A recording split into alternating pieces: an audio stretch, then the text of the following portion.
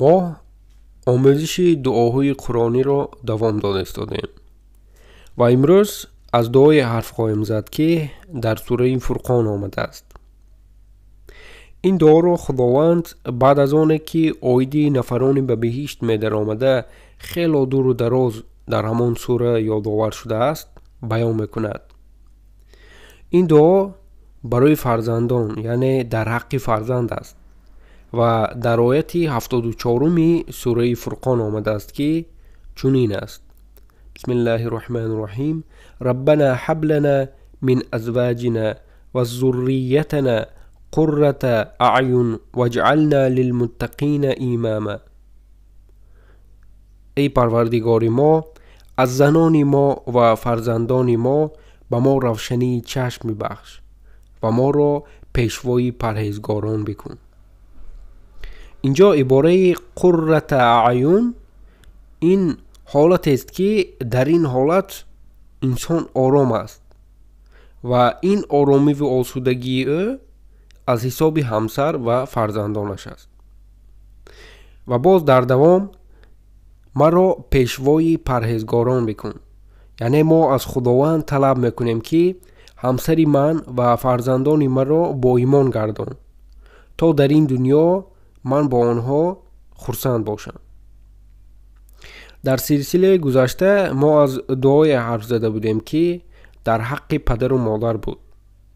امروز باشد این دعا در حق فرزندان است، یعنی که جایها امروز عوض شدند. اگر شما به قرآن نگرید آنجا نزدیک به 10 آیت را خواهید یافت که آیید به دعا در حق فرزندان است. و اکنون میخواهم که هر یکی از شما برای خود سوال دهید که کی آخرین مراتبه در حق فرزندانتان دعا کرده بودید؟ کی از صدق دل در حق فرزندانتان دعا کرده بودید؟ زیرا خداوند ما را میگوید که در حق آنها دعاگوی باشیم. وقتی که در حق آنها دعا میکنیم ما برای خود یادآور میشویم که یکی از وظیفه های اساسی ما در این دنیا این نگاه و بین آنها است. یعنی وقتی که در حق آنها دعا میکنیم ما میفهمیم که غیر از دعا کردن باید که باز برای آنها باشیم و آنها را در راه زندگی دینی و دنیوی دستگیری نماییم. راضی شوید که آنهایند که چشمان ما از دیدنشان شاد می شود. آنهایند که ما برای خوشنودیشان تمام کار را میکنیم. آنهایند که خوشبختی ما نه این مال و ثروت است بلکه آنها هستند. خوشبختی در مال و ثروت نیست، زیرا همین مال و ملک را نیز ما به خاطر آنها جمع میکنیم تا آنها به چیز نیاز نداشته باشند. هر صبح به کار میرویم تا مبلغ پیدا کنیم و برای تامین آنها صرف کنیم.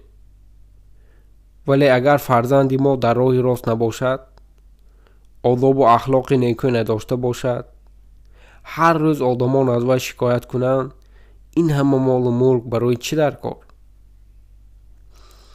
پیامبر صلی الله علیه و سلم گفتند که 3 دعایی هست که همه وقت به آن جواب گفته می شود. یعنی 3 دعایی هست که خداوند همه وقت برای آنها جواب می گوید و این دعای آنه که ستم کرده شده است.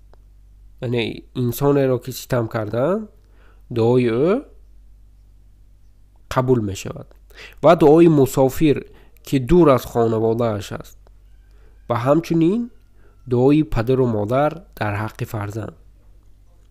اینجا یک چیز دیگر را باید قید کرد که از همه مادران و همچنین پدران، لیکن بیشتر به مادران دخل دارد، زیرا آنها وقت بسیار خود را با فرزندان می‌گذرانند. از همه آنها خواهش میکنیم که هیچگاه بر ضد فرزندان خود دعا نکنید.